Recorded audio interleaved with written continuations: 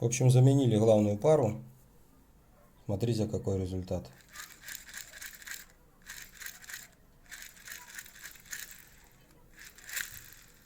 Фактически результат тот же. Сейчас попробуем установить эту же новую пару в Type R. Type R, кстати, крутится гораздо лучше. И если Type R будет крутиться еще лучше, значит пара хорошая. А если нет, то скорее всего, что пара плохая. Итак, новая пара в Type R. То есть получается, что Type R работает так же, как и работала, может быть даже чуть-чуть жестче.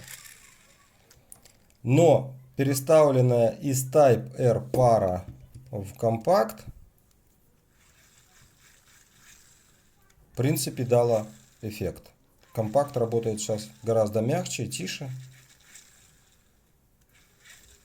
В принципе, результатом, наверное, довольны. Поскольку компактом пользуемся чаще,